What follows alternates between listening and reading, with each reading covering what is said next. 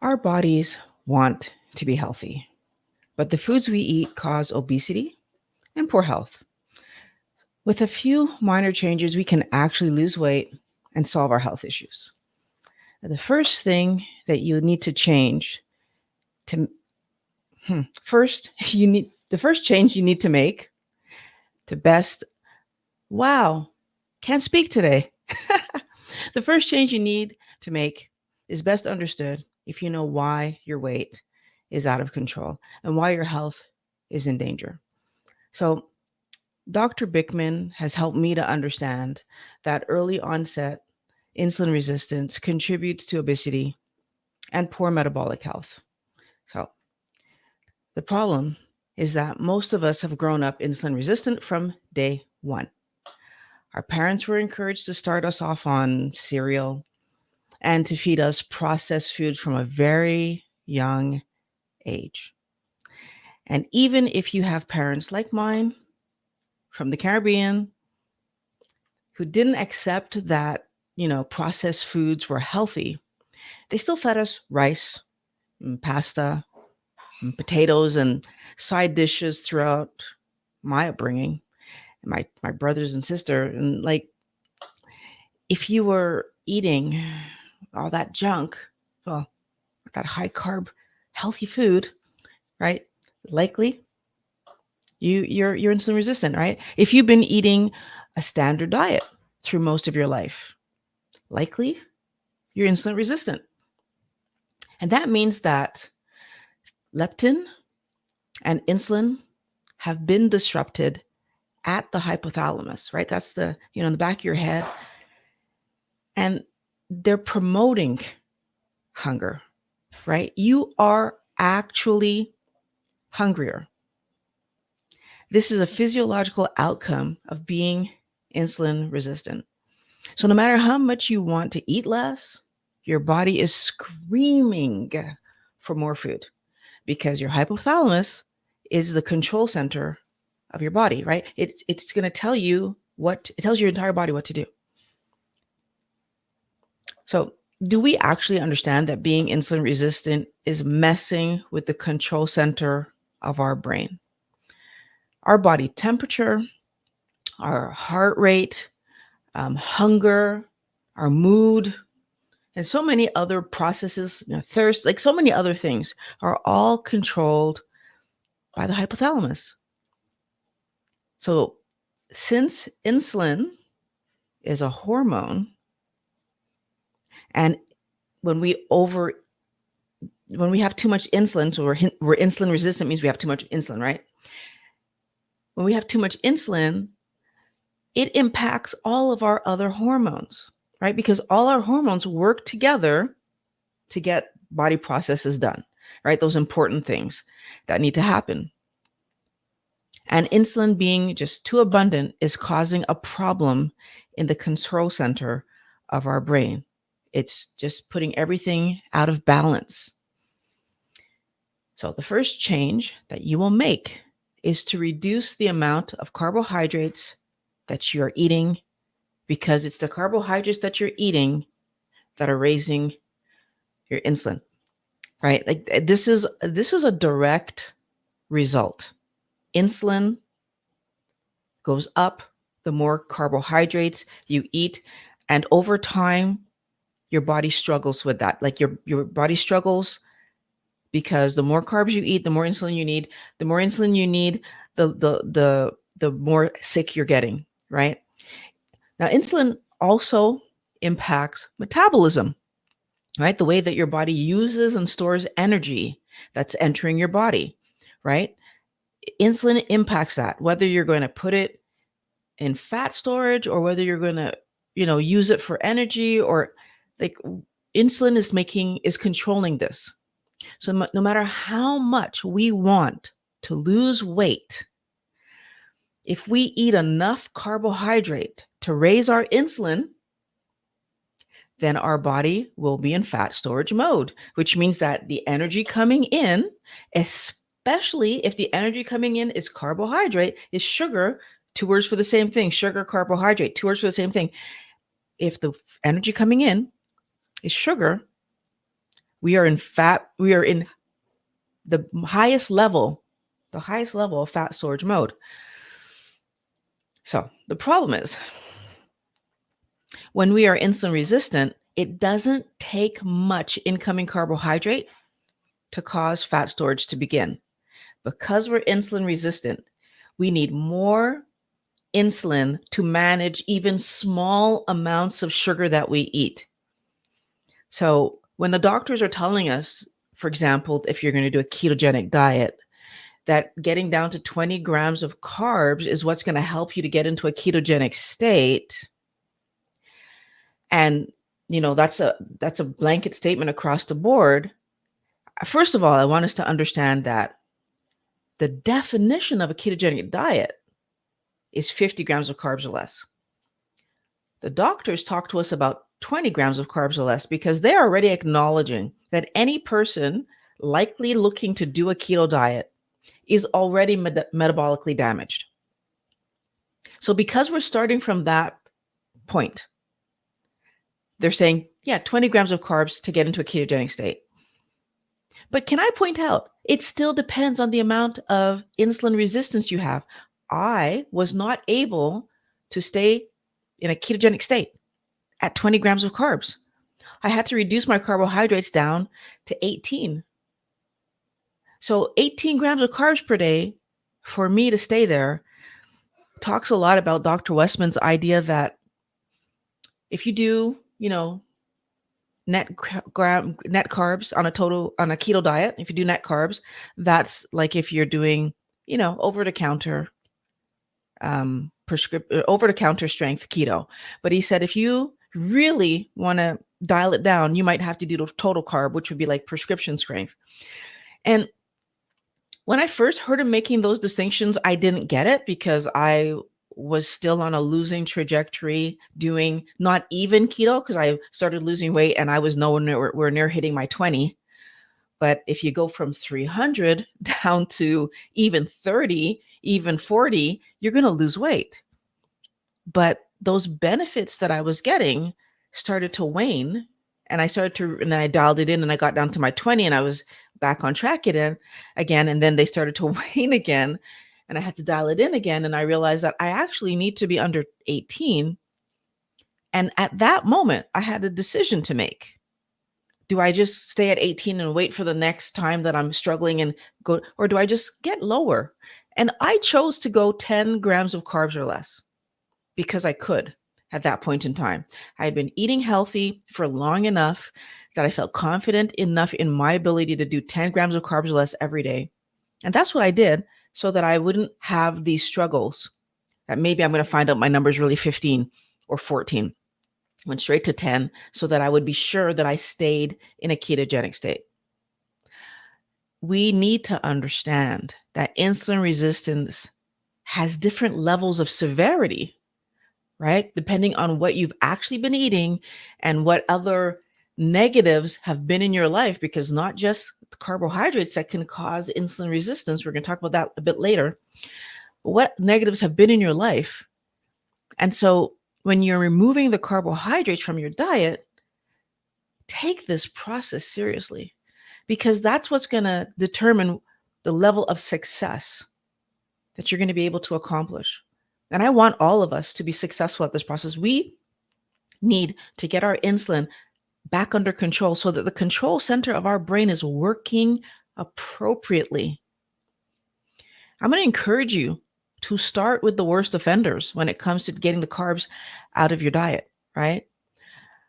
Because the worst offenders are the highly processed foods. And I know when I say highly processed foods, we're all going to jump right to, yes, candy and desserts and, all the junk foods.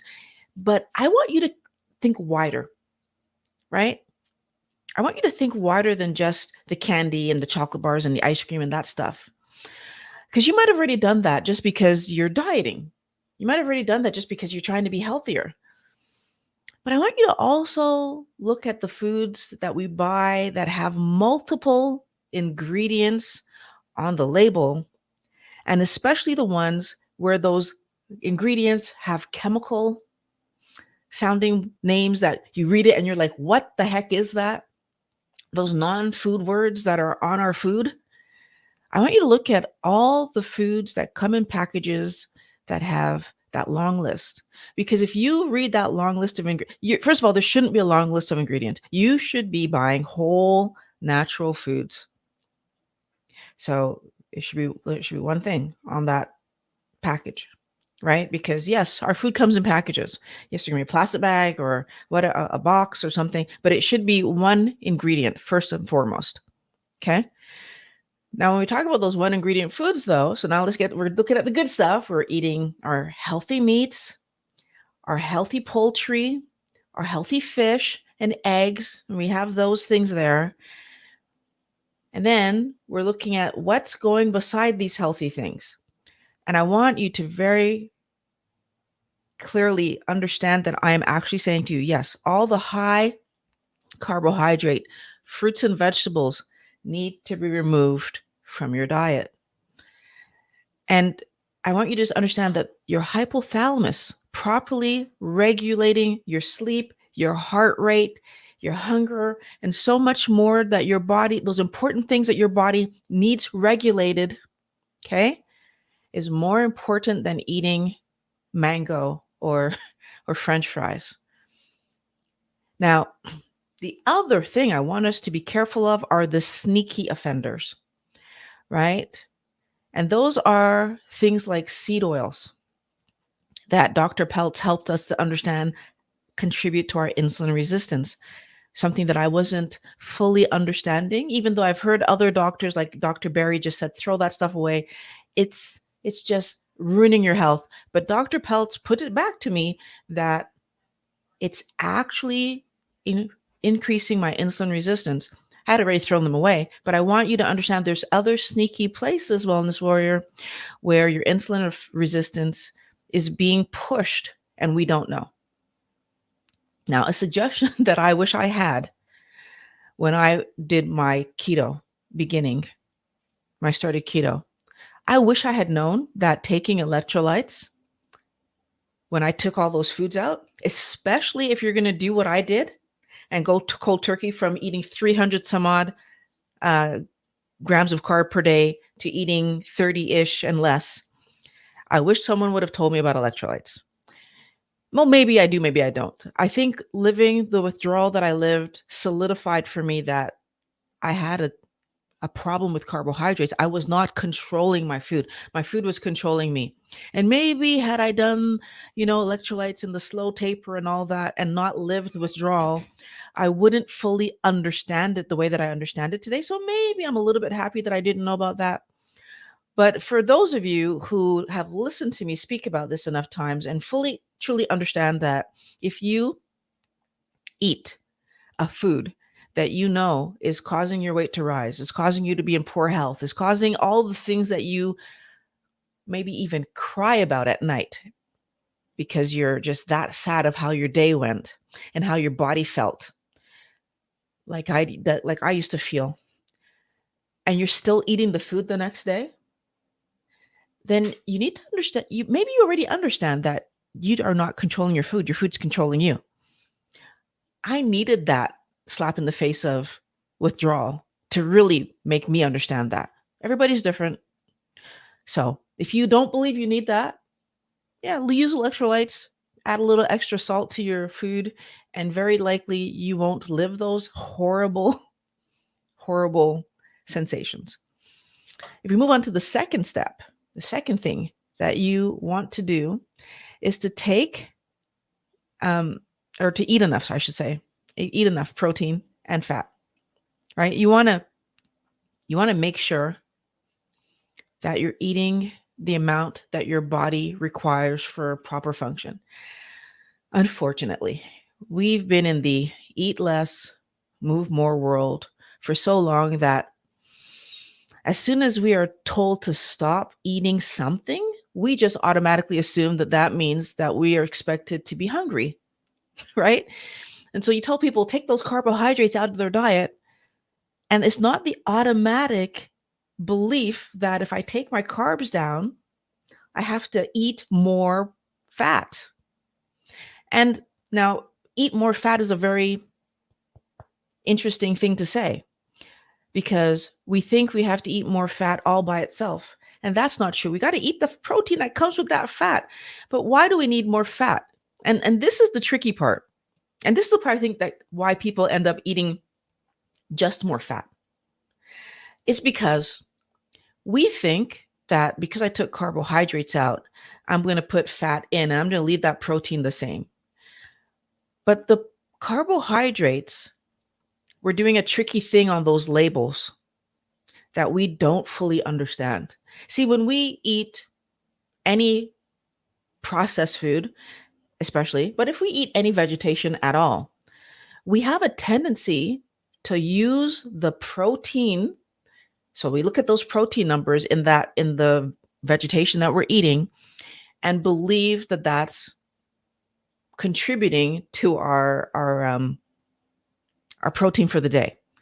Because we're doing that, I feel like we're making a flaw when we say we're going to eat less carb and we're going to eat more, we're going to eat more fat. We need to actually understand that, first of all, the protein that was in the food that we would have been getting, right? So we would have been eating so much of this stuff, and the protein is not going to be coming in anymore because we're not eating this stuff.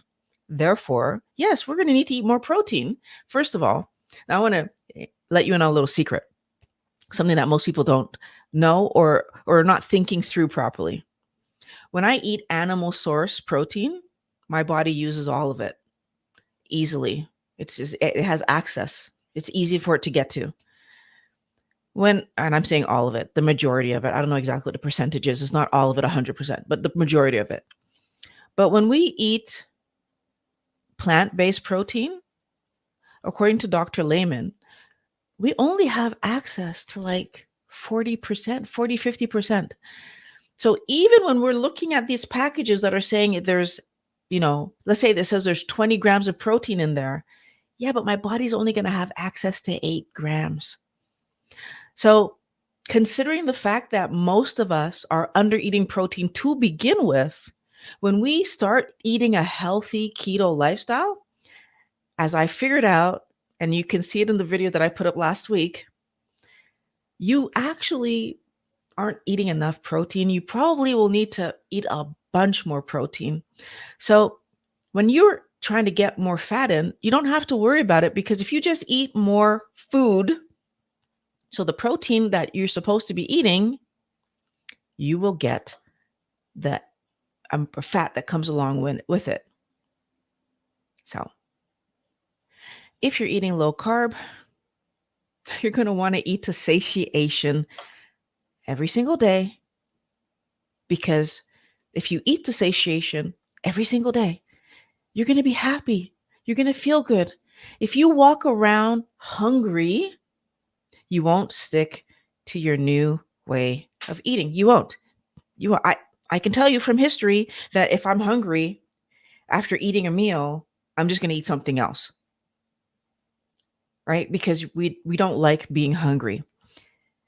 So that means that you need to eat large enough meals to make it from one meal to the next.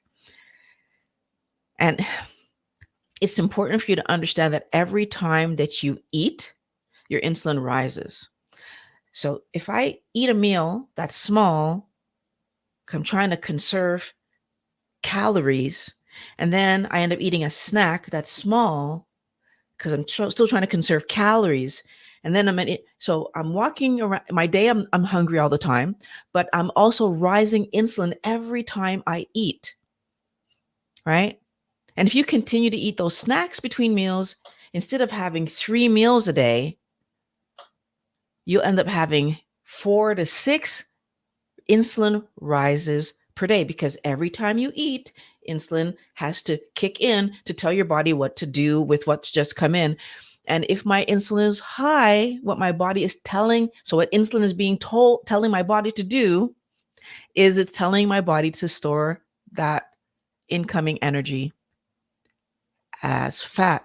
So even if what I ate was a fat bomb, if my insulin is already high, my body's still telling it to store that away as fat. Some of that is going to be stored. Wellness word. We need to understand And Dr. Bickman is being very clear. High insulin is going to lead to storage. It's going to lead to health problems. It's going to lead to a bunch of stuff we don't want. So by eating enough protein and fat during your meals, you get the benefit of less insulin in your blood by the end of the day, right? So those rises are cumulative. So if by the end of the day, I've only had 3 rises instead of 6, then that means I'll have less insulin in my blood by the end of the day. And that's going to be very important to our ability to wake up the next day healthier, right? That's one of the steps that we need to take. Now, there's a third step, and Dr. Bickman talks about. It's exercise. And he pointed out something to me that, and so it's not because you're burning calories. That's not the reason that he's talking about exercise. He pointed out how interesting it is that our body, he compared it to like a heat sink. So in a computer, you'll put a heat sink so that when something is heating up, it kind of pulls the heat over here to save this thing from overheating. And he pointed out that in our body, muscles pull glucose. They use glucose. And that's part of the reason our body makes sugar, because our muscles use glucose. So the interesting thing is, if you never eat any vegetation, your body will just make the glucose that your muscles need. However, if you do still eat vegetation, your body will absorb some of that glucose because that's their primary fuel source. Not to say that they can't use ketones. I believe that they can, but it's the primary one. And so it helped me to understand that if we have some glucose coming in from our diet, and this is inevitable. If you eat eggs, there's some sugar coming in because there's sugar in eggs. If you eat, like, there's always a little bit of glucose coming in from everywhere. So like it's impossible to say you're getting 0 from the food that you eat, even if you're eating carnivore. There's a little bit coming in. But the interesting thing is, if you have a small amount of veg coming in, part of the way that your body actually manages that is that your muscles will pick some up. And then, of course, some will get put into storage. That's not going to stop happening, right? So like, we need to understand that that's not going to stop happening. But he helped us to understand that if we have too much glucose in our body and insulin is out of control, then your body, your muscles cannot pull enough of that. It can't do it. It is not going to be able to outpace the amount that you're eating if your insulin is high. Because if your insulin is high, likely you're eating a lot of carbohydrate, and so you won't be able to your body won't be able to outpace it, and you will gain weight. But he pointed out that most of us have muscle under the surface doing its job because that's what it's supposed to do, right? And it's just going to keep doing it.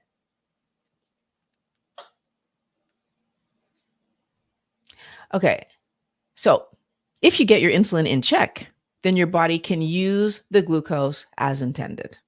So how is insulin intended to be used?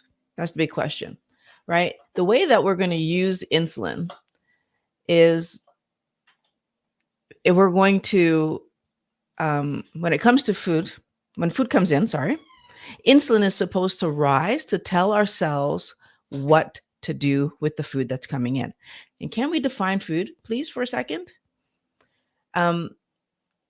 Let's have a new definition. Let's start equating food with protein and fat, since that's really the only thing that our body needs us to eat.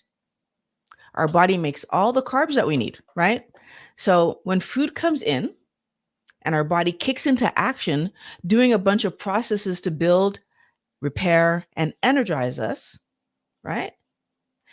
Then we don't need anything more than our body doing what it can do best. And so insulin, right? It will direct the energy where it's supposed to go. It will direct the building blocks where they're supposed to go. Our body does it. It knows how to do it. And it does it perfectly. And I know that's a simplistic explanation, but for our purposes, that's all we need to understand, right? If I eat the healthy things, my body will build a healthy version of me. And once that's completed, I get it to keep happening, right? It keeps moving forward because I just keep eating those healthy things. Part of the reason that we get into trouble is that we will eat healthier for a period of time, we will lose weight, and then we'll be like, yay, I get to go back and eat the stuff that I was eating before, all the junk food and all the, right? And we believe that this is the normal thing that we're supposed to do, when in fact, it is not. It absolutely isn't. What we're supposed to do, once we realize and understand the correct things to eat, is keep eating them. And if we keep eating the right foods every single day, we build the best version of ourselves going forward. So we stop the damage that we were doing with the poor quality food. And then one thing that I've learned, well, I've learned so many things from Dr. Ekberg, but the thing I want to talk about today that I've learned from Dr. Ekberg is that when we go to bed at night, our insulin levels try to go back to baseline, right? That's the focus, that's the goal. And so when our insulin levels go back to baseline, our body goes into a state of repair and rejuvenation, right? And then we wake up the next day healthier than the day before. But that can only happen if our body can get back down to baseline. So if our body is fighting itself all night long, trying to keep us healthy because we've been overeating the carbohydrates all day, that little bit of time that we have at night where our body should be repairing itself and our body should be doing these healthy things for us, it's struggling to do them. So we want to wake up healthier. We need to give our body the time, get that insulin back down to baseline so that we can do the processes when we're not eating. So during that fasting period, to be healthier. And we will wake up healthier if that process can happen. And is it going to be dramatic? Like, oh, I do this once and I wake up tomorrow and I feel, no, of course not. But every night that I go to bed with my body in a position where my insulin gets back to baseline and my body can do those processes means the next day I'm starting off in the right space if I eat correctly. So I eat as low a carbohydrate count as I possibly can. For me lately, that's 0 vegetation coming in. For some people, it's going to be 10. For other people, it's going to be 20. For other people, it's going to be 100. You need to get as low as you can get yourself. And when we're doing that every day and then allowing my body, so my body's able to get into that position at night where it gets back to baseline, what happens? We see amazing results, right? Your body wants to be healthy, one sawyer. And it has so many processes in place to keep you as healthy as possible that you can't even begin to imagine. It can only do them if you give it the proper food that allows it to do that process. So I'm encouraging you to prioritize health over the garbage so that your body can get the benefits that it needs because you're giving it the right foods and it's going to get those benefits. Now, there's a link in the description to join my nutritional consistency coaching so that you can stick to your healthy diet and heal your body. You can check that out after we do the comments. So hello, everybody. I'm glad to see that you guys are here. Mary Humphrey, hello. Just going to throw a few. That's where, oh, thank you so much. I appreciate that. And I'm going to say hello to Carmel Mal. Good morning, Violet. So glad to catch you live. And I have Joseph saying, let's keep it real. And asking me, how do I feel about Dr. Berg? Let's put Q in front of questions just so I can, when I'm scanning, I can see that they're for me. I began my keto journey with Dr. Berg's information. And so I especially love his older videos where he goes in depth and detail and explains things. I know that more recently, especially with the way YouTube is changing, he's doing shorter stuff and not really giving as much detail. But I like the details. They help me to understand why I'm doing whatever I'm doing, and so therefore, that was encouraging to me. And I really do like when he every once in a while he'll do a longer video. Um, Beyond that, he gives good information. I like also the fact that Dr. Berg gives us natural ways to accomplish whatever we could do with supplements and etc. So those are things that I really appreciate about Dr. Berg. Um, let's see. So hi Pat, good to see that you're able to join us this morning. So Brent K, hello. You're from Norway. That's great. It's amazing to me that I'm reaching that far. I never know how far these videos can reach. Um, and I appreciate that you're happy to be here live. If you have questions, I'd be more than happy to answer them. And you're getting a ribeye out of the fridge. That's perfect.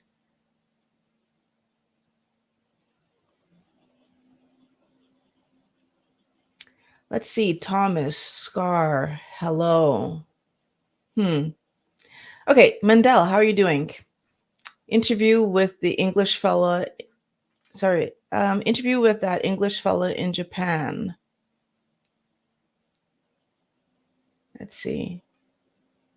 Let me just do a few little housekeeping things here so that I can do things easier. If you give me 1 second, guys. So I'm hoping that what I'm doing in StreamYard is translating over to YouTube, but we'll see. I'm not sure about that.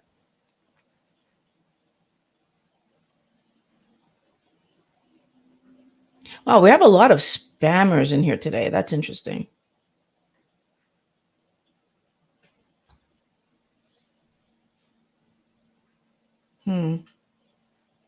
Wow.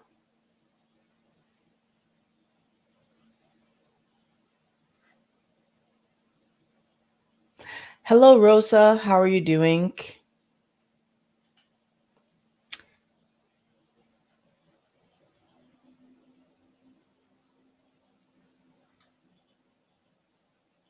So Pat is saying that you kicked out a few people. They were showing up for me, so I just blocked them so that I'm not seeing them.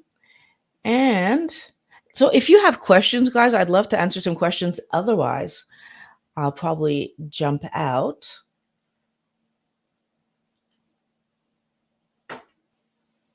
So Corey is saying that most people who do health talks look sick, but I look great.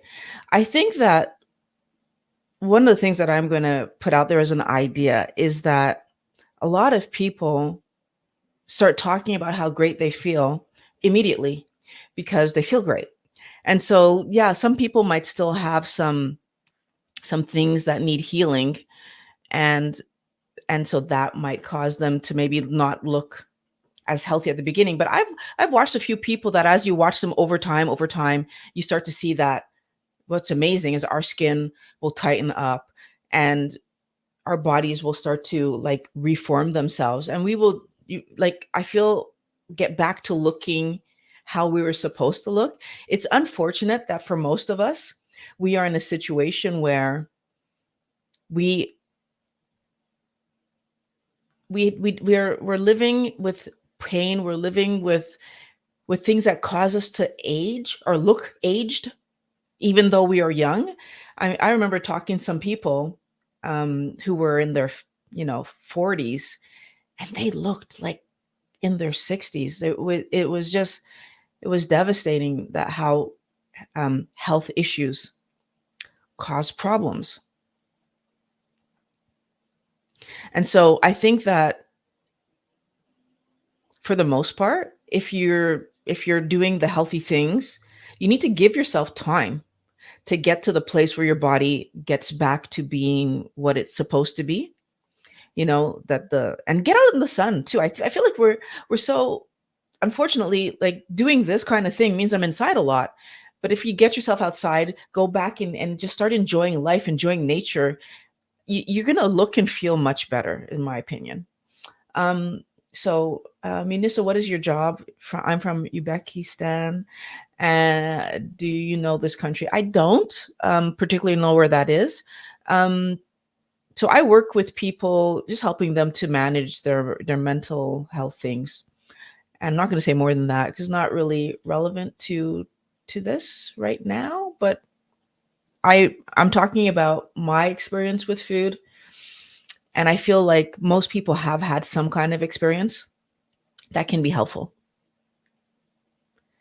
And I feel like if more people would talk about what they've lived, whether you're some kind of professional like I am, or I've talked to so many people who have such wide variety of jobs, but their experience with getting healthy is so close to mine or even more amazing than mine. You can watch, there's one interview I did with Lee where, I mean, his surgery path was taking him on this roller coaster, and then he was able to, and still feeling horrible after all the surgery, still feeling horrible, and then he was able to heal himself, so what was left of his intestines, with food.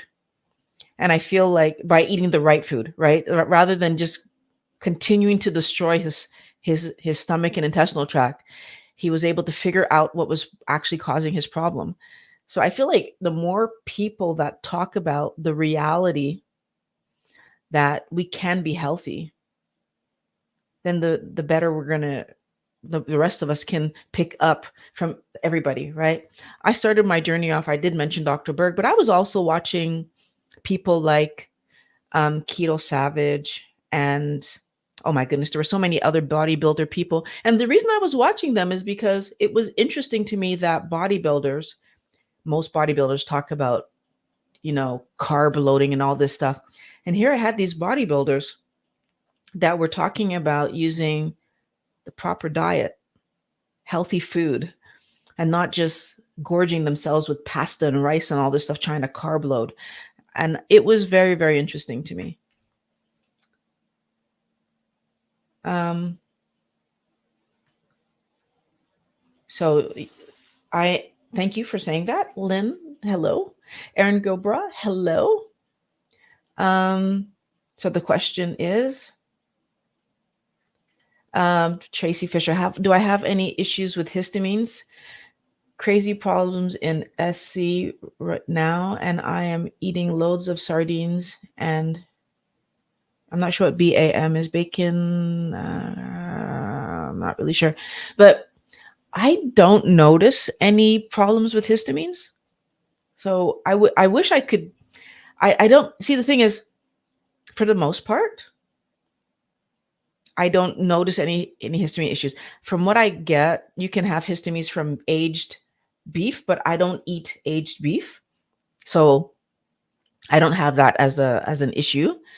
And so I don't know what other things would, like food wise, that would cause me to have that reaction. But and I've watched a few videos where people talk about that, but I don't really, for myself anyways, I don't seem to have that issue. If I ever it shows up, I'll definitely let you know. Hey, that's really cool, Charles. Hello, and it's good to see you supporting local farmers and buying the meat directly. That, I feel like that's the not only the best thing to do, but it's the healthiest thing to do, because it's going to make sure that you're getting, at least we're going to, if the local farmer is being transparent about how they're feeding their animal, then at least you can have an animal that's having grass eaten at some points, which is really good. But even if we add to it that those meat tenderizer thingies that they do that end up causing our meat to be um, having a higher potential of having salmonella and all this, like when you go factory meats, they do stuff to our food because their focus is on, you know getting it as far and wide and making it as, pretty looking as possible. without really caring about the quality of like what we're eating and what's the impact going to be on our body. It's really, really, well, it's unfortunate and frustrating. So lately, I've been testing some entertainment foods. Okay, and I am surprised at the effects. Do you think that you became more sensitive to as you progressed through into carnivore? You know what? I don't think it's about being more sensitive. And I look at it the opposite way. From what I can gather, when you stop eating the wrong things, your body starts to be happy and it's like starting to heal itself. And then when you bring that back in, so like my pain went away. I stopped eating carbohydrates and I had joint pain all over myself and my pain went away. And so when you live a few months of feeling good, you're no longer in that mindset of tolerating negative, first of all. But second of all, you're no longer like used to feeling in pain. So when you reintroduce the food and your body gives you a pain signal, for some reason it feels horrendous. But I'm pretty sure that it's the same pain signal that you had that you were just used to a few months ago, right? Because we get used to things and we just learn to ignore them. And now it comes back and it's like, whoa, I really don't like that. Right. And I honestly feel it's the same thing. Like, I don't know if you've, like, most of us have at some point or another gotten a cut. And I'm talking like a surface cut, not like deep, deep, but like a surface cut. And every time we get one, it hurts just as bad as the first time. Right. It's not like we get a cut and it's just like, oh, it's not so bad. No, because they're far apart. Right. And so because they're so far apart, every time you get a cut, it's like, oh my goodness. And it's like, it's intense. But if you think about something like, if you hurt yourself and it's lingering and it's taking days to get better, and if you keep like having to step on, so if you, for example, my hip issue, like every time I would get up I had to stand up on this painful, eventually it was manageable, but I'm sure it was still the same level of pain, just that I got used to it. So that's the way that I look at it. And my reasoning for not ever bringing back fun foods into my life is because of that, is because I know they're going to hurt my health and I'm just not going to have a good time. So why would I do that to myself? Mandel, um, how do you supplement your fat when eating chicken? Chicken was in the sale, but after a couple of days, I didn't feel right. When I eat chicken, first of all, I always make sure I eat the skin and like all the, I try my best not to take too much of the fat off when I'm preparing it, which when I was younger, like that, all that would have come off. So I don't take off that stuff anymore. But the other thing that I do is I always fry my chicken in lard or butter, like always. It's just an automatic. So as a matter of fact, I fry most of my meats just to try to get some extra fat in. But that's what I do. Um, I would imagine the other thing that you can do, and I used to do this back, if you have a good quality olive oil, sorry, a good quality mayonnaise. So back when I used to make mayonnaise, I used to do this too. Is that sometimes I would just like have some mayonnaise that I would eat my chicken with. To, again, another way to get in fat. More recently, I've been leaning away from that because I'm trying to use only animal-based fats. But if you still use plant-based fats, then that's another way to get some fat in.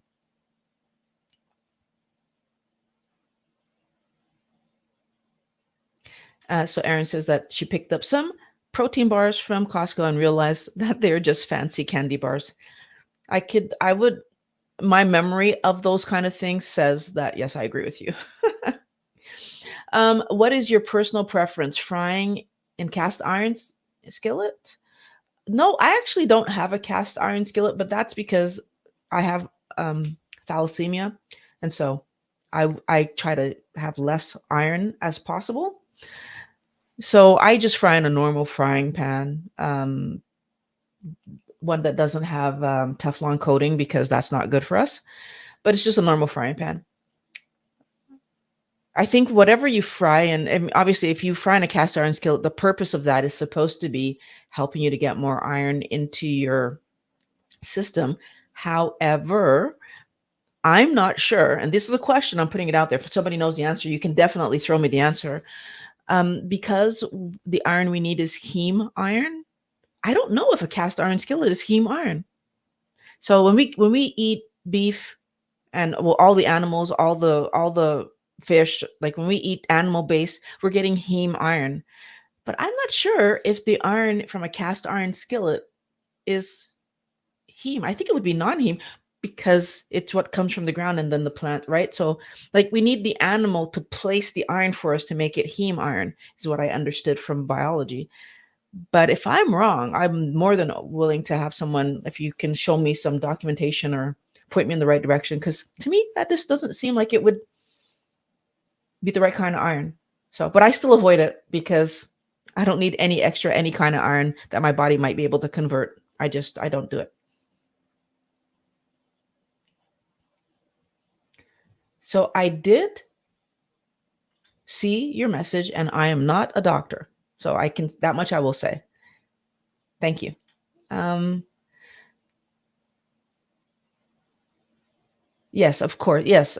Thank you, Charles. It takes time to make the damage. It will take time to heal. Hi, Sing It. How are you doing? So glad that you're able to make it. Did you eat breakfast sausage before? Pretty sure you considered it processed food. So I did eat breakfast sausage in my history. Yeah, and I definitely think sausages are processed food. So it would depend on when you're buying sausages and you flip it over and you look at those ingredients. Are they all real words? Right? Sometimes you can find sausage where all the words are real words, in which case it's processed food, for sure. And if you're okay with those words and there's nothing being hidden in that, and you want to take a chance on it, yeah, absolutely. I definitely 100% say that I'm much more willing to eat processed meats than any kind of processed vegetation. Like that for me, processed vegetation has been out of my life for years. Processed meats I'm still open to because there's certain meats that I can't make myself. Like for example, like certain kinds of prosciutto and salami and all these kinds, like I can make those myself. But at the same time, I don't chase them. So I mean, I can't remember the last time I had prosciutto, for example. Cheese is another thing that I can't. Well, I don't know how to make myself. I mean, theoretically, you can make cheese yourself, but I don't know how. So if I was going to have cheese, that's a processed food.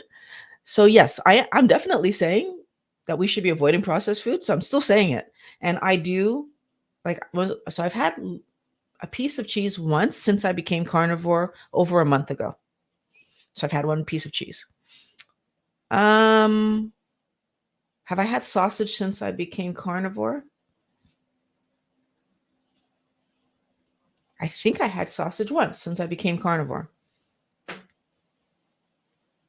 And so in for me, there's layers of this because I'm pretty sure that I will stay carnivore, and in that case, what I have noticed is that when I'm eating as like I'm eating right now carnivore, yeah, I haven't even thought about eating sausage, which is funny. I think I had it once at the very beginning, but I haven't had it since. So I haven't even thought about it. Like my go-to ideas, because I'm thinking meat is meat. So I think about chicken, I think about pork, different cuts of pork, and that's where my brain goes. I think about having eggs. I think about having scallops and like, but I don't actually think about sausage until like it was just put in my mind right now when you mentioned it. So it's interesting how as I'm doing something, my thoughts follow what I'm doing. But that's the way life works. This is one of those things that we don't really understand, is that our mind follows what we're doing. So because I eat a carnivore lifestyle right now, when I'm thinking about taking something out of the freezer for supper, that's what I'm looking for. And I say right now, I'm doing this because I want to see what living this lifestyle will give me over the next, and I'm not even sure how long. The first time I did carnivore, I did it for 2 months. And then it resulted in me, when I resumed eating veg, only allowing back um, avocado and olives. And over the course of the next few years, olives kind of fell away and I was only having avocados. And now more recently, with what I've learned about, vegetation, I'm really, really wanting to put down all of that. So fast forward to today, I'm doing carnivore. We'll see. I'm one of those people that I think the healthy things, I'm much more willing to look at the healthy things on a what's the word, on a continuum. So for example, if I was in a country where I could have an avocado that was picked from the tree ripe, 100% I'd be willing to eat that. Picked from the tree ripe. Yes, I'd be willing to eat that. But avocado in the grocery store, I'm no longer willing to eat that. And I'm going to have a video talking about why my opinion on that has changed coming up, well, hopefully at some point, because I do think it's something that I eventually want to talk about once I put my mind more around what I learned. But and I have a video coming up this week. Yeah, this week I have a video coming up with Sally K. Norton, and we talk about some interesting things. I'm just not sure if we said the thing in the video or if it was we talked about it after with the avocados, but it might be in there. I have to double check.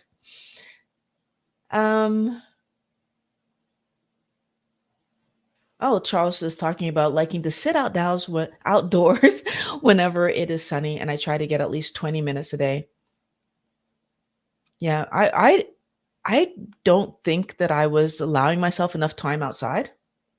Now that I think that there's benefits to being outdoors in nature, or even if you're not near nature, just walking around. I feel like we use our bodies differently outside than inside. And this is something that I've been noticing in myself. Like when we go outside, or at least I know when I go outside, I tend to be much more willing to do stuff than when I'm in my house. I'll sit around and I'll watch stuff, or I'll be on my computer, and I'm not using my body to the most of its ability, versus when I go outside.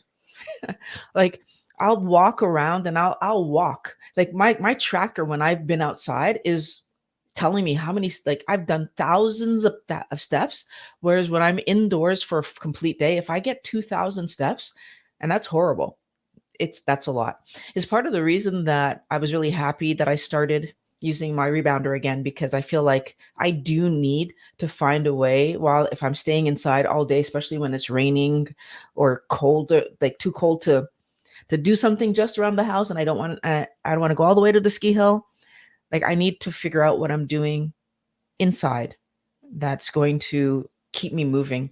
But I do definitely feel when I go outside, I'm much more active, just because I'll be outside. I'm not just going to go outside and sit down. It's the rare scenario. It happens, but it's the rare scenario.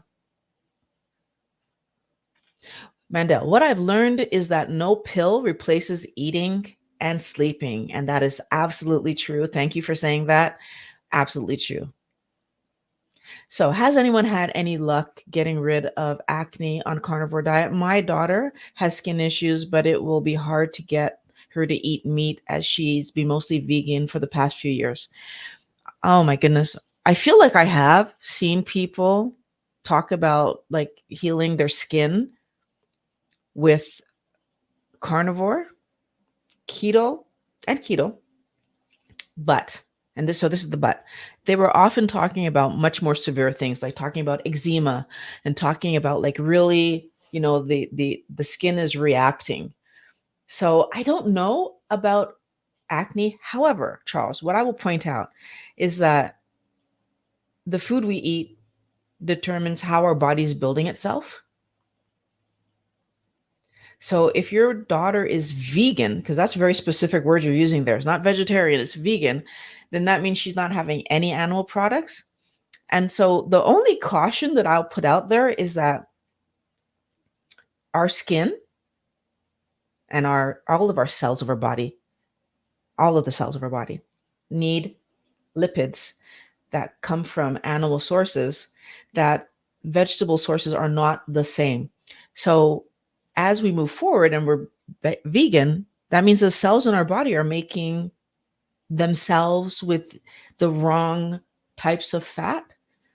And so the potential problem that I see there is a potential problem, especially when you're talking now about how your skin is going to feel and right. And I can tell you that for myself, I didn't have acne issues that I needed to clear up, but what I had was dry skin on one of my hands. So one of the things that we realize is that our body will, um, our body will have trouble building where we've had damage before.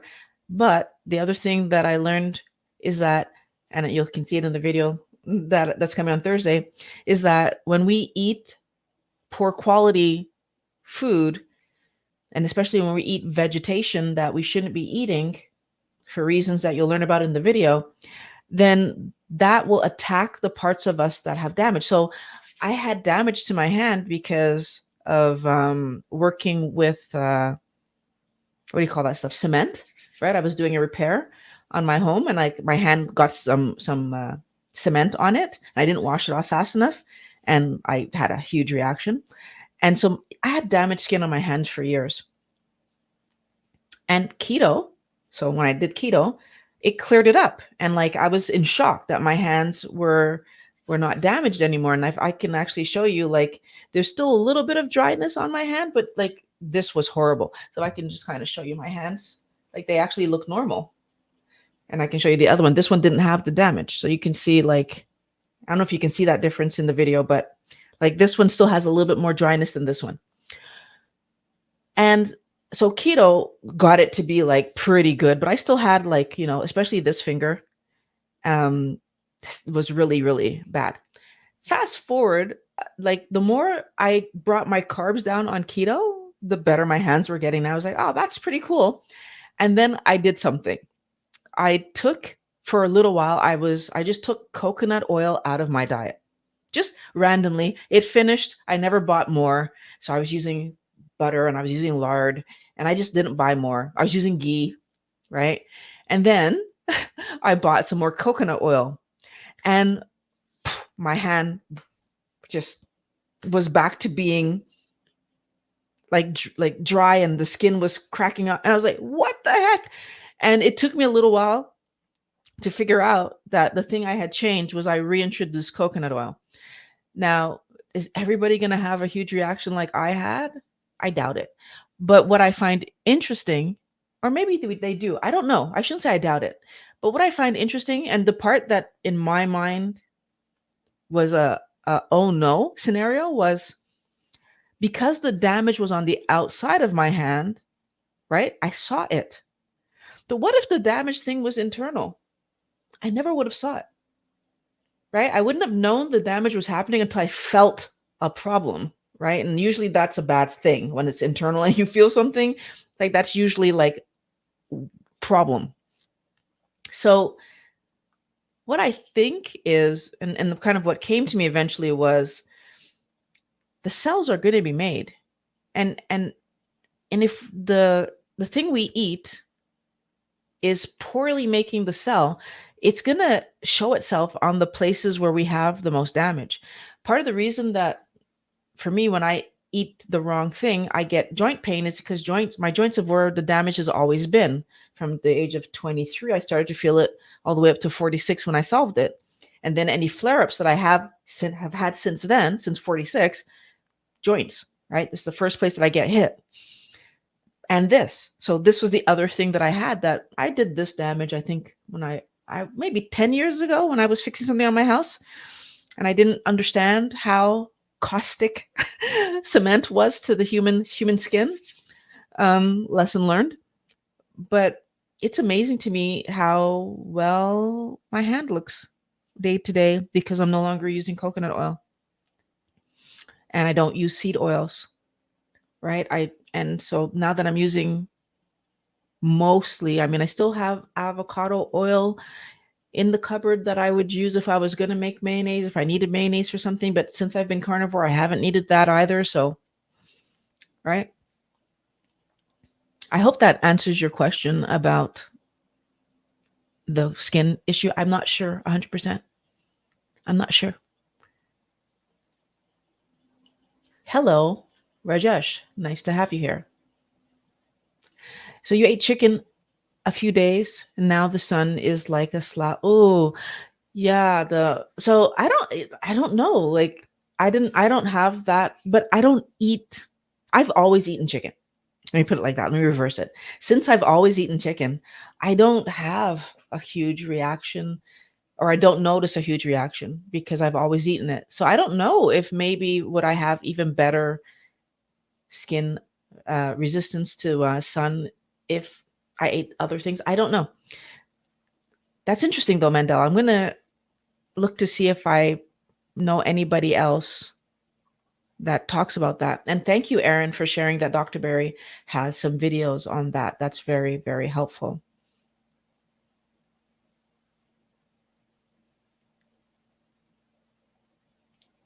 Hmm.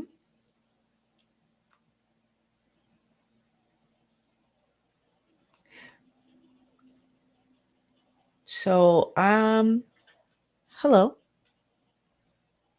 I'm not sure if that's a trick or not, but okay.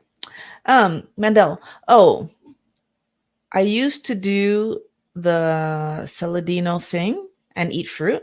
And the other day, while eating grapes, my eye itched and I threw them out the window of the car. I kept the plastic bag, tolerance lowered and informative. So, one of the things I think I understand, but I haven't had a chance to really dive deep into Saladino's um, situation. But he brought some fruit back because he was, I think, if I understood it well, experiencing oxalate dumping. And so, what we need to understand is that, and again, watch my Thursday video because I think it's going to help people to have a bit of a different experience of it because I didn't have oxalate dumping.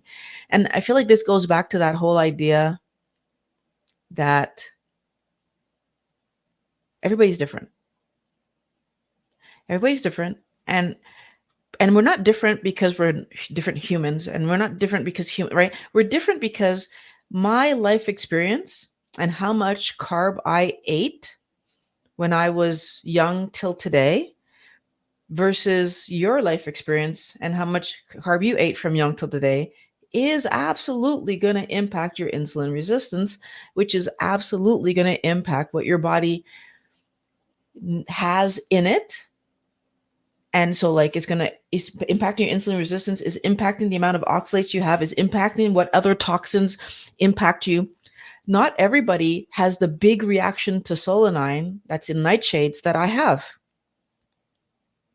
Not everybody has it, right? And not everybody's going to oxalate dump according to what I learned.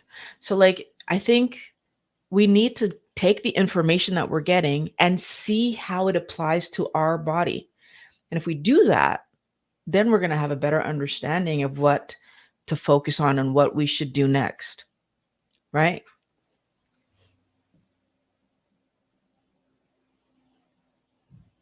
You're very welcome, Brent. Hello, Kade. 20 days carnivore and beef is just now my thing. What can I, just not my thing. What can I do, please?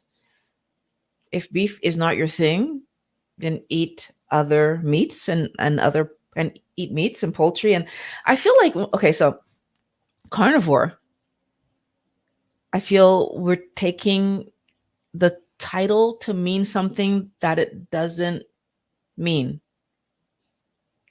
That's what I want to point out. Like carnivore, lion diet, it's really about focusing your attention on meat, fish, eggs, poultry. Like it's about focusing your attention on animal protein. Interestingly, I'm not just going to throw this out there. I watched a video where Dr. Bickman was kind of pointing out how in the history of humans, we used to keep poultry around to get the eggs because of that perfect ratio of 1-to-1 protein to fat, and that we were mostly eating red meat. And he kind of pointed that out to say that not because he's saying there's anything wrong with eating chicken, but that there's this interesting shift that we've made to eating chicken, and it's not necessarily the best source of what we need for our health. Now, if I don't like beef, and so the taste of beef, and if that's what you're complaining about, if it's strictly a taste thing, what I would encourage you to think about is that if you allow yourself to eat it, just eat it. And you can make it different ways and like see what works best. And if it's just a taste thing, if I'm only eating that, I'm gonna end up loving it. I remember when I did another video, I had a little clip from, oh my gosh, I can't remember his name. I wanted to say Jim something, but he was part of the semi-starvation diet experiment that Ansel Keys did, and he made a video about it. And one of the things he pointed out is that they told him, oh, you're going to get bored of the meals because you're going to have 3 meals in rotation. But when they were in the semi-starvation part of the diet, he said very clearly, he just wanted the food. He didn't care what the meal was that day. It was like food. It was delicious. Give it to me. And that's a person who's semi-starvation. Of course, you're going to say that. Of course, that makes sense.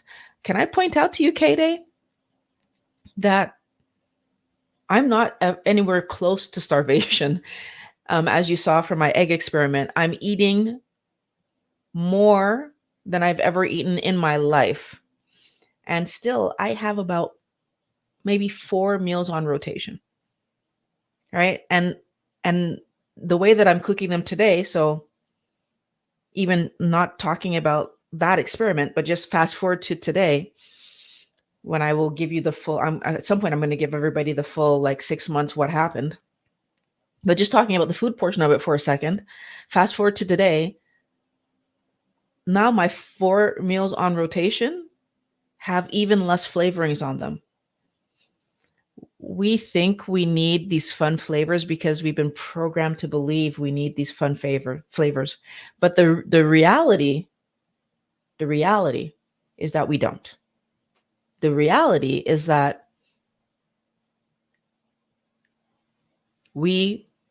our body will allow us to like what's healthiest for us if that's what we're giving it, right? But if we're giving it healthy things, but then we're throwing in all these fun tasting, sweet tasting, or even not sweet tasting, but still high in carb things, our body's not going to know what to do with that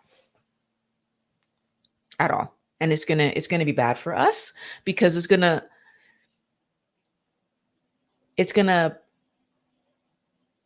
how do I say that? It's going to keep us chasing the wrong foods. And when we're chasing those foods, we're not letting ourselves get used to the flavors that are healthier. Great example is that I used to hate avocado, and it turned out to be one of the last things I let go of from my diet, right?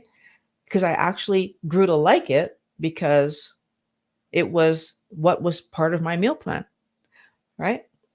So I went from hating it as a young person to tolerating it in guacamole to loving it before I let it go. And I let it go because I learned information, not because I didn't like the taste. I learned information.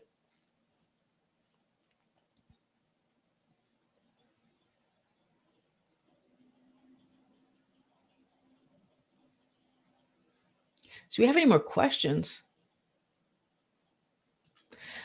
What are your favorite, if it's meat, and some ideas of seasonings that so like I just said, I'm not using any seasonings right now. And the meats that I can eat are my favorite. So keep in mind, thalassemia, I'm not eating red meats. So that's a whole section that because of my condition, I'm not having. And still debate out there in my mind anyways of whether or not that will ever change. Is thalassemia really the problem, or was my insulin resistance I don't know.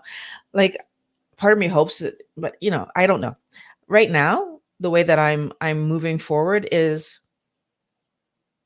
intake the least amount of iron that I can, because my body does weird things with it because I have thalassemia. So we're just going to leave it there. But I'm not using any seasonings because I learned, and I haven't read through the book yet, but I have a book on my list to read that talks about like spices and the problem with spices. But what I've learned about vegetation in general has already allowed me to let go. Hello, Sahan, and thank you for letting me know that you love the channel. Hello, Jean Woods. It's nice to have you here.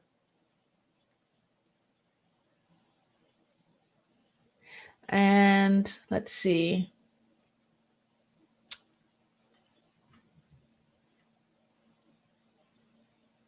So Pat is actually proposing an experiment. Go to the grocery store, and everything in the meat section that is not processed is worth checking. Fish, pork, chicken, turkey, lamb, organ meats, game meat, eggs, etc. Yeah, that could be a fun experiment to do. What happens if I go to the grocery store and I just grab a bunch of stuff? Well, maybe not a bunch of stuff, but like every time I go to the grocery store, I take one new thing and try to cook it. Like, so just look up a recipe that's the lowest carb possible and just try to cook it. I'll be honest with you. I feel like we're so used to putting spices on our meat that we don't let ourselves learn to enjoy the taste of true nutrition. What happens if I just eat the thing? You know, even eggs. I used to eat my eggs straight, no salt, nothing. Now I'm salting it because I understand the value of salt. So I've added salt to my eggs even. But prior to, you know, I would even say prior to 5 years ago, I was still, so let's five, yeah, my first year of keto, I was still eating my eggs without salt on them. It took me a real long time to understand the electrolyte part of the story. I'll be completely transparent. I didn't get it. Why there was such a big push for us to salt everything, blah, blah, blah. But like, yeah, as I did more research, it made more sense. And then Pat is adding salt, pepper. That's it. I still use steak spice on my beef though. Okay. And yes, it's true. We did get rid of chicken spice.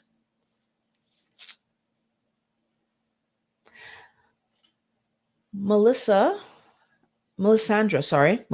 sorry. I've lost 140 to 160 pounds in the past 3 years, just over 2, with keto and intermittent fasting. Currently experimenting with making a true fermented sourdough, I think that's supposed to say, bread, using almond flour. I miss sourdough bread. So I really encourage you to watch Thursday's video. And yeah, there's so much more to the story that we don't understand. Watch Thursday's video. I'm not going to spoil it for everybody else by saying what it is, but I think you might change your mind.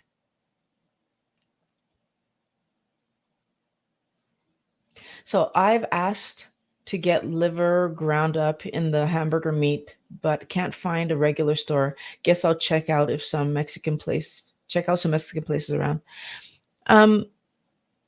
So I'm assuming that's because you don't like the taste of liver. One thing that I'll say is that I don't think it's as hard as we think it is. Like if you cut if you cut your chicken liver or beef liver, whatever kind of liver it is you're using, into small enough pieces and just mix it into your burger patty or your meat, whatever you're going to make that ground meat into. If you just mix it all together, I don't think it's as hard as we think it is. Like, I was shocked how easily and how it didn't matter the distribution of my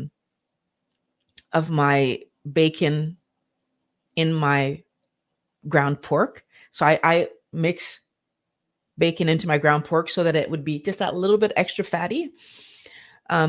Just because, we need just trying to, usually ground pork is lean.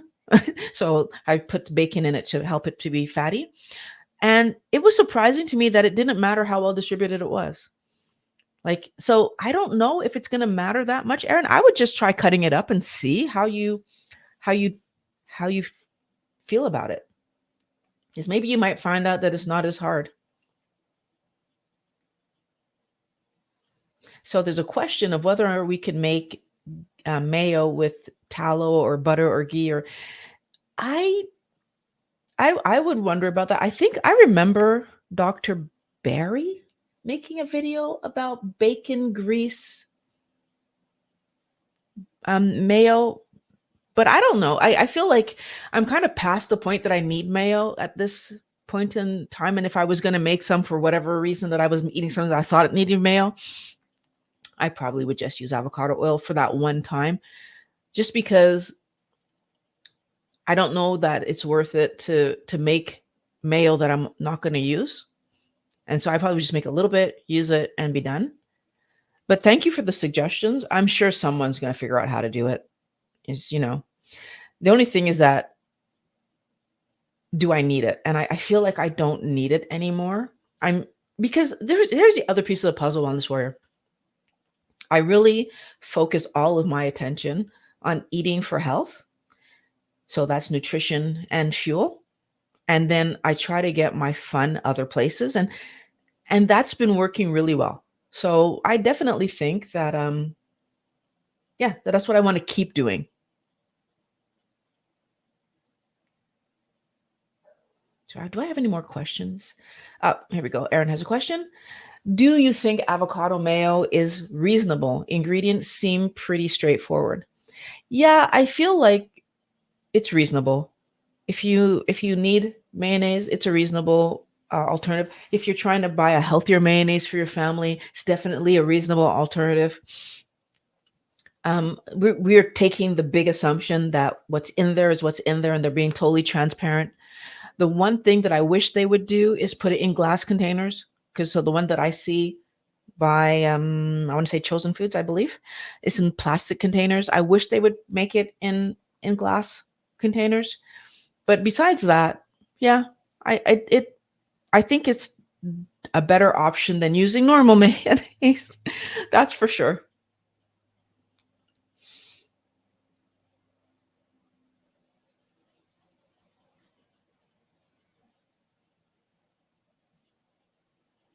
So let's see. Oh, that's true, Charles. Thank you for pointing that out. A lot of it does depend on what the chickens are eating, because I like chickens are supposed to be eating bugs and like like chickens are not supposed to just be. I don't even know if they're supposed to eat grains at all. Matter of fact, I was about to say they're not supposed to just eat grains, but are they supposed to eat grains at all? That's a big question mark that I'm not sure about. But from what I've seen, they're supposed to eat bugs, and they are not often, well, at least in farmed stories, they're not like being given the amount of bugs that, you know what I mean, like that maybe they would get in the wild. So here's another thing to think about. Like, we have access to go to the pet store and buy all manner of bugs for our pets, right?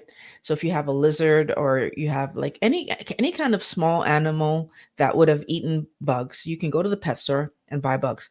The price is not great, but we can do it because we want to feed our animal what it's supposed to get. So our lizard is supposed to get bugs, we feed it bugs. So because we know that there's companies out there producing bugs to be fed, we know that there's companies out there producing bugs to put on the end of your hook so that you can go fishing, and you can buy them in cute little containers, right, to go fishing. Because we know that there are companies out there creating these bugs to feed our pets and to go fishing, why are they not just supplying the farms with these bugs that they're breeding to feed our chickens and our whatever, our ducks and our whatever animals, or poultry, I guess would be poultry, that would have eaten bugs? And it's something that I think we should be advocating for. I'm not sure how we would start this advocacy, but like we know the companies exist. They'll make money. The farms will get, reasonable price bugs for the chickens, and then we get the right quality, right? Like we would get the right quality in us when we eat that chicken. I think we need to ask for that. And I don't know, like, how do we get that started? But it's something that should be happening. And it would make sense all the way around, right? Because it's true that sometimes where the chickens are being raised, it's winter and there aren't any bugs, right? And what would have happened to those chickens in the normal scenario? I don't know. Like, would they have just, I guess they would have had to migrate or something? I don't, yeah. Because birds, yeah, that's true. Birds migrate to go where the bugs are. I just answered my own question. So right? But because we have them in captivity, they can't migrate. So we need to bring the bugs to them. And we're not doing it. And it's causing us problems because our health is suffering. It should be mandatory that if you're a chicken farmer during the winter months, you need to purchase enough bugs to feed your chickens properly, right? So that we can have a chicken that was fed the right things. So Annette is saying that lamb is a great alternative. It has even more stearic fat in it. I hope that's a good suggestion for you.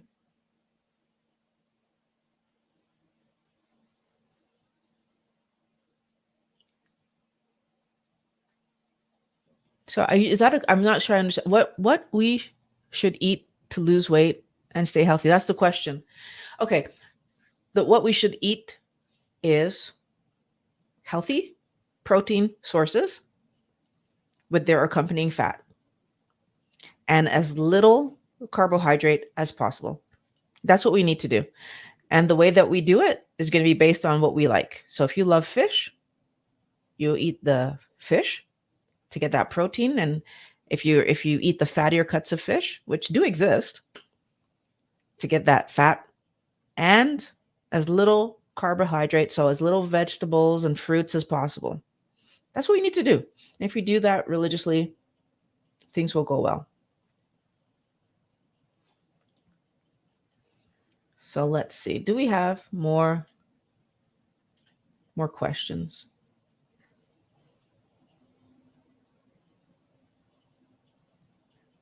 So I've been feeding boiled liver to my dog. I pinch a few spice pieces from time to time. I pinch it to and was surprised that it doesn't taste as bad as I remember when I was a child.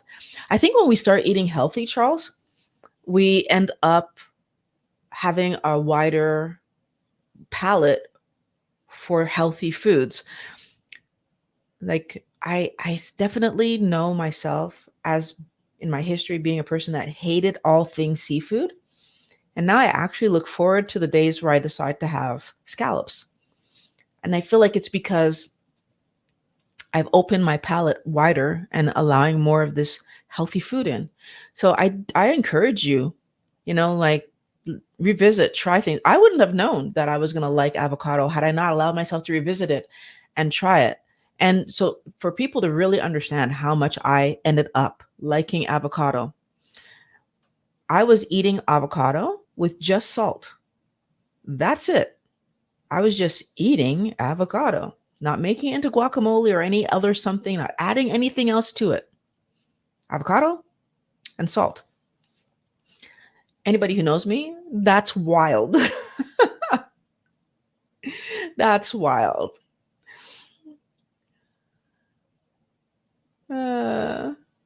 Hi, Lynn. How are you doing? So you can make mayo out of beef towel. Thank you for sharing that. I might have to like reach out to you later to see like what would that be like. Like if you wanna, are you in the squad? Are you in the squad, Lynn? I'm not even sure. Um, oh, let me just add this here. Yeah, if you're in the squad, you can.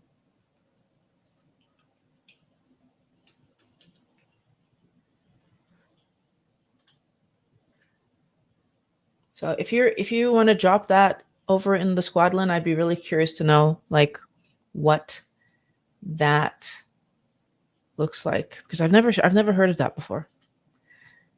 Okay, let me go back to my comments.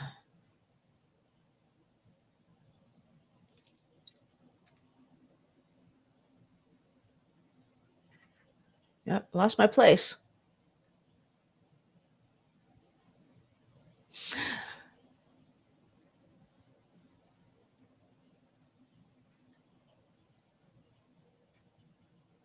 Wow, I lost my place. That jumped all over the place. Okay.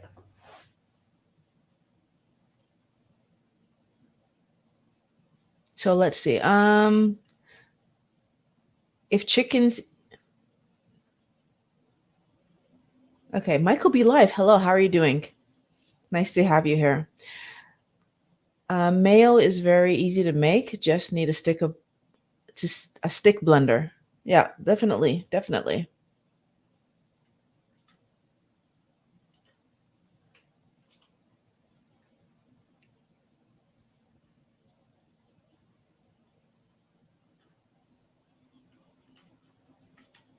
So, do we have any more questions?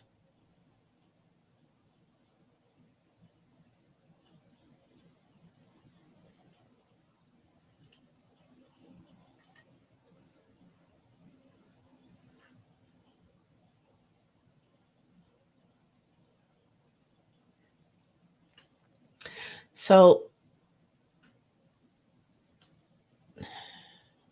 was I stressed? You want to know if I was stressed about getting enough fat at the beginning of my keto journey? No, because at the beginning of my keto journey, I didn't necessarily understand the importance like of getting a lot. I know I had to get enough. So that's what I did. So at the beginning of my keto journey, especially because I had a pain issue, that was my main focus. What I wanted to make sure was that I wasn't just hungry all the time and chasing food. And my understanding, because I watched Dr. Berg, because I walked Dr. Fung, because I watched Dr. Westman, those three doctors were my starting point into a keto lifestyle. Those three doctors explained that what's happening is you're bringing your carbohydrates down so that your body stops reacting and your body stops being assaulted by all that carbohydrate. And they explained, therefore, because I'm taking this energy source away, I need to add the more of the other energy source, which was fat. That logic made a total sense to me. And their explanation was simple. All you need to do is eat the fat that comes along with the whatever you're eating. If it's meat, if it's fish, if it's eggs, if it's poultry, doesn't matter. Eat the fat that comes along with it. So that's what I did. So I wasn't stressed at all about getting enough fat at the beginning. We're going to add to this story. At the beginning of my journey, I had apparently 80 pounds to lose. I didn't know how much it was I needed to lose, but in the end, I lost 80 pounds. Because I had weight to lose, what ends up happening is that when you're eating normally, at some point, your body is going to feel full because it's also got energy to take off of itself. So you're not going to eat as many times per day.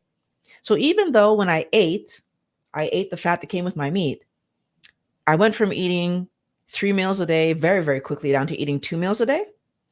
And then that 2 meals a day, eventually, I would say maybe, I don't even know how many months later, but I was almost at goal weight by the time that happened anyways.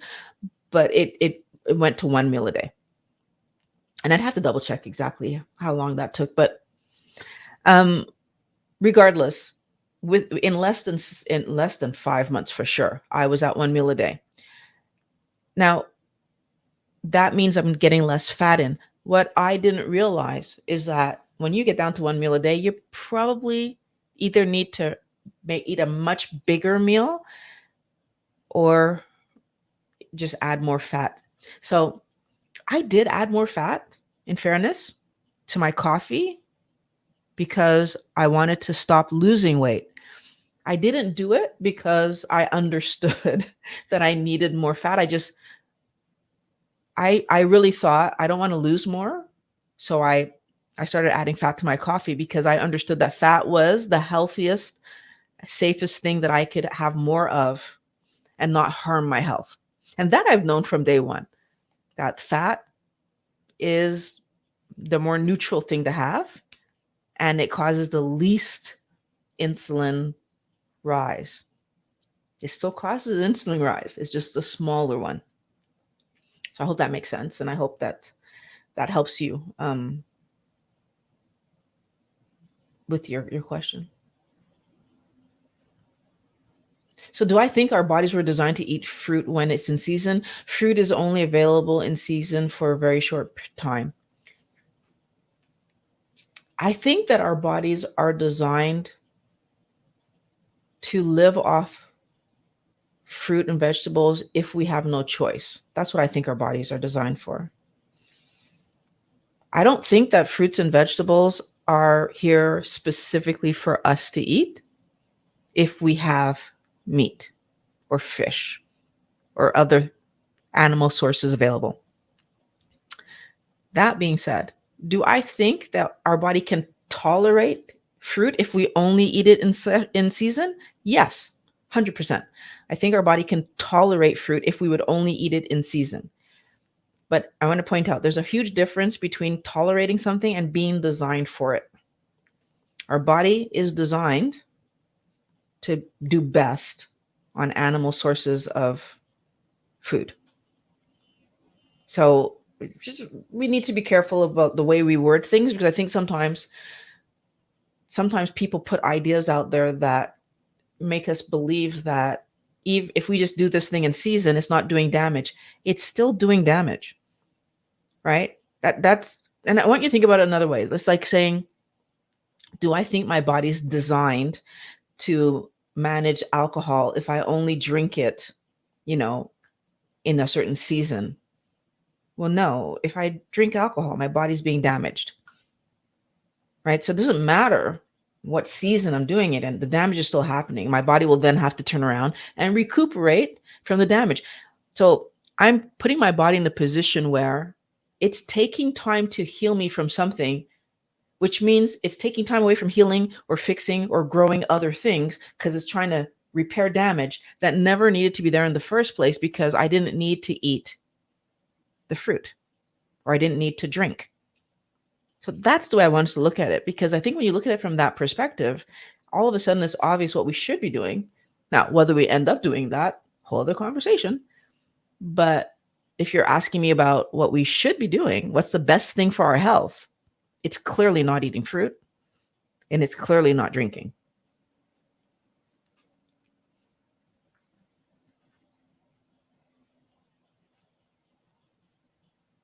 So, thoughts on eating added fats, butter, coconut oil, when I still need to lose weight. It helps me keep me satiated. So, being satiated is always better than being hungry and then eating off plan. So, if what you're telling me is that if I don't eat that, I'm going to be hungry and eat off plan, absolutely. Then you do it. A few elements to think about. The only thing that's going to make butter, I'm going to look at that one. The only thing that's going to make butter a problem is if you have so much carbohydrate on your plate. So let's say you're doing keto and you haven't taken the time to verify, am I still in ketosis? And I'm not going to know that if I'm not checking, right? So if I have so much veg on my plate that I'm getting kicked out of ketosis, that extra butter is going to be stored on me, because everything is getting stored at that point because I'm no longer in ketosis. Coconut oil, everything is dependent on you and what your history was.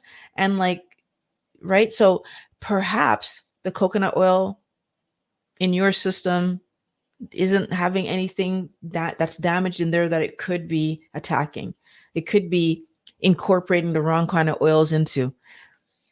What I figured out with my hands, which makes me then think about my internals because I know I had insulin resistance, I know I had joint pains, I know I had all kinds of problems. It got me to hard pause and reconsider the fact that not all oils are created equal.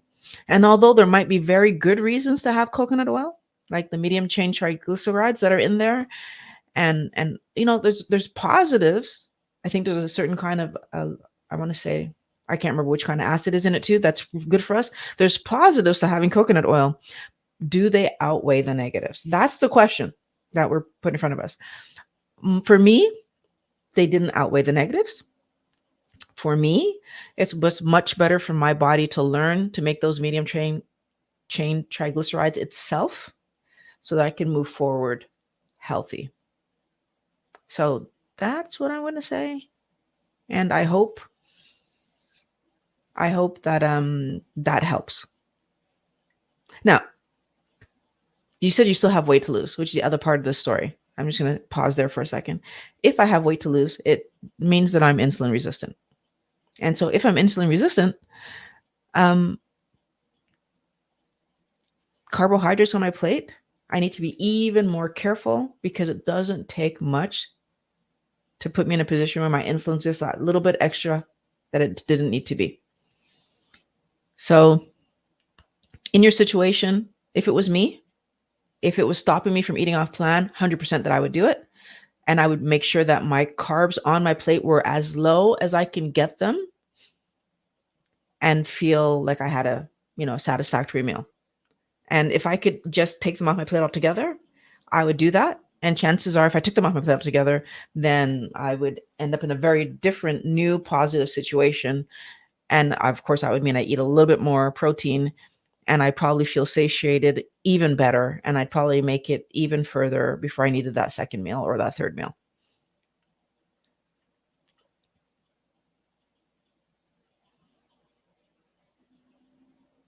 Oh, if you want, okay. Hi, Lynn. I see your message. If you would like to just send me an email, you can go to the back end and send to my, if you want to send me an email, if you go to my YouTube channel, you'll see how to send me an email and I will get that sorted out for you.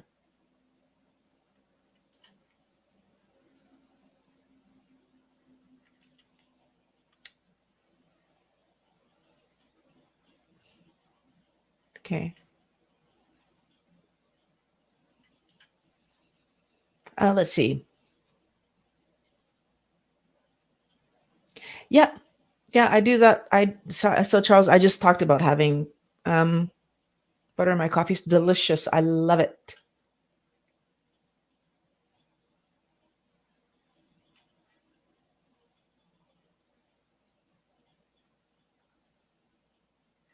So you're saying that in your area, chosen mayo is in glass jars.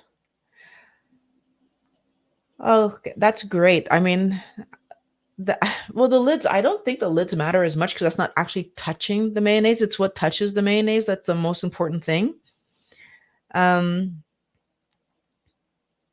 I definitely wish that we had it in glass jars. That would just make my life so much easier.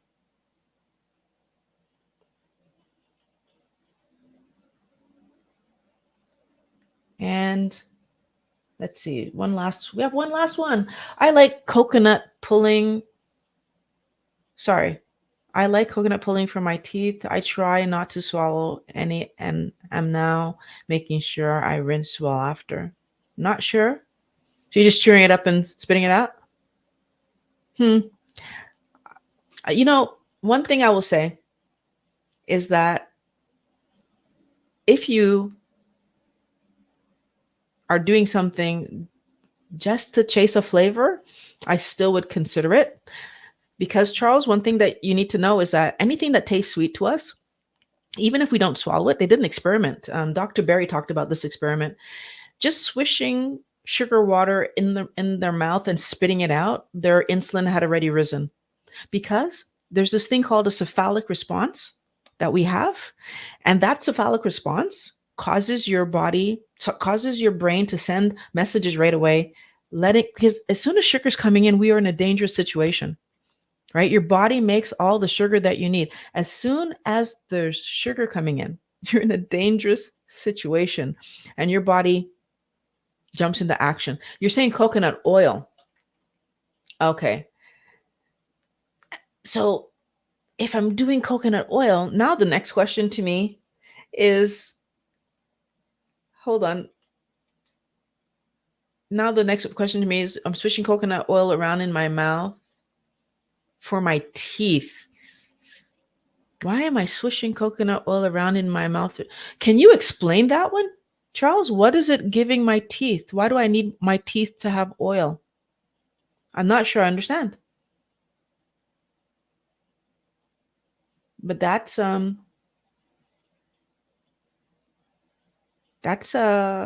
interesting. So I'm not sure what it would be giving you. I'm not sure what it would be giving you, but I definitely think that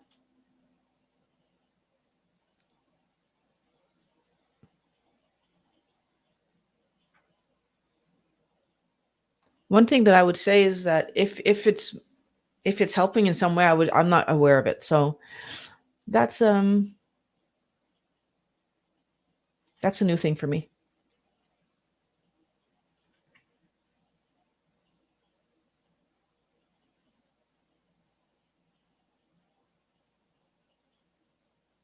It pulls toxin. So let's see. Okay, so I've been using coconut oil pulling for years. My dentist noticed the difference right away. Wanted to know my secret. Okay, that's cool. I've never heard that before. I've never heard that before. That's an interesting something. Um, so like less plaque with coconut oil. What I can tell you is that my dentist has noticed that I have less plaque as well. But my dentist is attributing that to the fact that I'm no longer eating carbs. So that's what they attribute it to. But that's an interesting something. I'm not sure. Um, but if it's working for you, hey, that's very interesting. So I feel like we've gotten to the end of our questions for today, guys.